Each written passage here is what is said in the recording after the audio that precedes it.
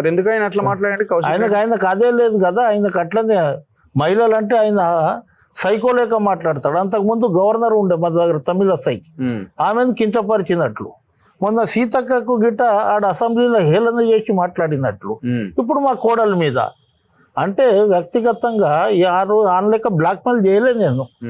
అయ్యా నేను కనుక హుజురాబాద్లో ఈసారి కనుక గెలవకపోతే నాకు ఒకటే ఒక పాప, నేను మా పాప మా మిస్సెస్ ముగ్గురం ఆత్మహత్య చేసుకుంటాం, పురుగుల మందు తాగుతామంటే అక్కడ ప్రజలు అయ్యో చచ్చిపోతాడేమో పాపం అని గెలిపించి నాకు పంపిస్తే ఈయన ఎమ్మెల్యే లెక్క చేస్తాడా, ఎమ్మెల్యే లెక్క మాట్లాడతాడా, ఏమన్నా దాదాగిరి లేక పైల్వాన్ లేక లేకుంటే ఆయనకు వచ్చిన ఆదాయంతో మాట్లాడటంతో ఆయనకు బీసీలు అంటే ఎస్సీలు అంటే ఎస్టీలు అంటే మైనారిటీలు అంటే పడదు, టార్గెట్ చేస్తుండే ఆయన. ఎందుకంటే మొన్న బీసీ పొన్నం ప్రభాకర్కు నీకు పాలన చేత కాదన్నాడు, తర్వాత ఏమో సీతక్కకి ఒక విధంగా ఇది చేసిండు, మా కోడల మీద ఒక విధంగా.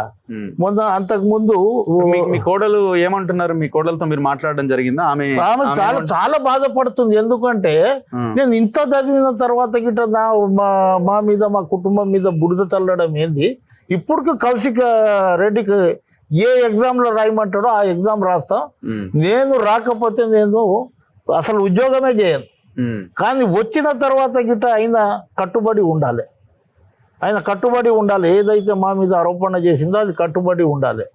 ఆమె ఓన్లీ ఇప్పుడు రాములు నాయక్ పొలిటీషియన్ కాబట్టి కార్నర్ చేస్తున్నారా అంటే? కానీ కాంగ్రెస్ లీడరు సో ఈ అంశాన్ని తీసుకొస్తే ఇది ప్రజల్లోకి వెళ్తుంది, కొంత ఈ అంశం ఫ్లేర్ అప్ అవుతుంది అన్నదా ఆయన ఆలోచన? అదే ఆలోచన. ఆయన ఆలోచన ఏంటంటే రాములు నాయక్ ఒక ఫిగర్, ఈయన లెక్క బ్లాక్ మెయిలర్ కాదు. ఆ రోజు ఉద్యమంలో పనిచేసినాం, కేసీఆర్ని కాపాడినాం. నాకు ఏడ బాధ అనిపించిందంటే ఆ పార్టీ ఆఫీస్ కట్టిన దాంట్లో ప్రతి ఇటుక ప్రతి గోడకు అడుగు రాములు నాయక్ అని చెప్తారు. అక్కడ ఉద్యమకారులు ఎక్కడైతే ప్రెస్ మీట్ పెడతారో ఆడ ఉద్యమంలో పనిచేయడంతోటి ఉద్యమకారులపై దాడి చేయించారు వీళ్ళు. ఎవరు వీళ్ళ డైరెక్షన్ లేని ఆడ యాక్షన్ చేయడు. ఇప్పుడు ఎవరి డైరెక్షన్ ఇది డైరెక్షన్ హరీష్ రావు కేటీఆర్ డైరెక్షన్ ఉంటుంది ఆడ, లేకుంటే కవితమ్మ డైరెక్షన్ ఉంటుంది. ఏం నా కోడలు లిక్కర్ స్కామ్ లో దీని పోలేదు కదా, చదువుకుంది. అరే 10th లో ఏదైతే మార్కులు వస్తాయో నీకు ఇవాళ శ్రీ చైతన్య నారాయణ అటువంటిది మార్కులను చూసి వాళ్ళు కొంత ఇది చేస్తారు, వాళ్ళకు ప్రోత్సాహం చేసి ఫీజులు తీసుకోకుండా మాకు ర్యాంక్ రావాలనే దానికి ఇది చేస్తూ ఉంటారు. అది వాళ్ళు వ్యాపారం చేసుకుంటారు. తర్వాత ర్యాంక్ వచ్చింది. మీ కోడలు ఇంగ్లీష్ మీడియం తెలుగు మీడియం? అరే ఇంగ్లీష్ మీడియం అండి, ఇంగ్లీష్ మీడియము. అది మొత్తం ఇంగ్లీష్. నేను అంటున్నా కదా 10th లో 567 అంటే ఆమె కొంచెం ఇది ఉన్నట్లే కదా, చదువు మీద సరదా ఉన్నట్లే కదా. 18 గంటలు చదువుతుందంటే మామూలు మాట కాదు కదా. ఇప్పుడు గ్రూప్ 18, 19 ఏదైతే సెంటర్స్ అంటున్నాడో ఆ సెంటర్స్ లోనే ఉంది ఈయన ఎవరు మీ కోడలు కూడా అన్నది ఆయన ఆరోపణ. ఎందుకంటే అందులోనే దాదాపు ఒక 70 మందికి ర్యాంకులు వచ్చినాయని ఏదో చెప్తున్నారు. 2000 మంది రాస్తే 70 మందికి ర్యాంకులు రావా అండి? అది చాలా పెద్ద సెంటర్. 2000 మంది మహిళలే రాశారు. 1400-1500 2000 మంది రాస్తే అందులో 74 మందికి రావడం పెద్ద ఇది కాదు కదా. ఇవాళ ఆయన అంటాడు ఉర్దూ మీడియం 9 పేపర్లు రాస్తే 7 మంది వచ్చారు. చూపెట్టుమంది నోటికి వచ్చిన లెక్కలు అసలు ఏం లేకుండా ఇది చేస్తారు. ఇప్పుడు మీకు చెప్పిన ఇందులో మల్టీ జోన్ లో ఈమె కంటే ముందు 5 మంది ఉన్నారు. ఒక ఫిమేల్ ఉంది 504 మార్కులు, తర్వాత 4 అబ్బాయిలు ఉన్నారు. 206 అందులో 472 మార్కులు ఉన్నాయి. ఆ 472 6th ర్యాంక్ ఆమె. మళ్ళీ నీకు స్టేట్ దాంట్లో చూస్తే 14వ ర్యాంక్. మళ్ళీ మహిళా కోటాలో చూస్తే 6వ ర్యాంక్. ఈయనకు ఫస్ట్ ర్యాంక్ ఎక్కడికి వచ్చిందో అది ప్రూవ్ చేయమను. నేను ఆ జాబ్కు పోయినా అది అసలు మేము సర్టిఫికెట్ వెరిఫికేషన్కి గిట్ట పోము, కానీ మేము చెప్పిన సవాల్కు వాడు కట్టుబడి ఉండి ముందుగా రాజీనామా చేయమను.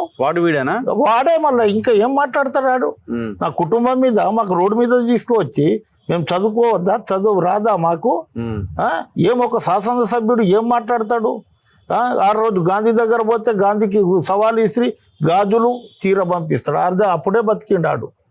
ఇట్లా ఒక శాసనసభ్యులు నేను రేపు SC/ST కమిషన్కు పోతా, ఇవాళ బాలనగర్ పోలీస్ స్టేషన్ పోతా, ఇక్కడికి బాలనగర్ పోలీస్ స్టేషన్ పోయి దాని మీద SC/ST అట్రాసిటీ బుక్ చేయమంట, తర్వాత నేషనల్ కమిషన్కు పోతా, తర్వాత ప్రసాద్ కుమార్ ఏదైతే స్పీకర్ ఉన్నాడో అసెంబ్లీకి సంబంధించిన ఆయన ఇటువంటి వాళ్ళను చట్టసభలలో పెడితే చట్టసభలలో మొత్తం శాసనసభ్యులకు మంచి పేరు రాదు. ఈయన మీద డిసిప్లినరీ యాక్షన్ తీసుకొని ఈయన్ని డిస్క్వాలిఫై చేస్తా. ఇలా కేసీఆర్కు కేటీఆర్కు చిత్తశుద్ధి కనుక ఉంటే ఇటువంటి వాళ్ళకి టికెట్ ఇవ్వవద్దు. ఫస్ట్ పార్టీకించి సస్పెండ్ చేయాలి. ఎవరి మీద అంటే వాళ్ళ మీద ఫైర్ అవ్వకుండా నేను ఇది చేస్తా అది చేస్తా. అప్పుడు జీవిత రాజశేఖర్ మీద వాళ్ళ తమ్ముడిని కొట్టినప్పుడు గిట్ట ఇట్లనే మాట్లాడాడు.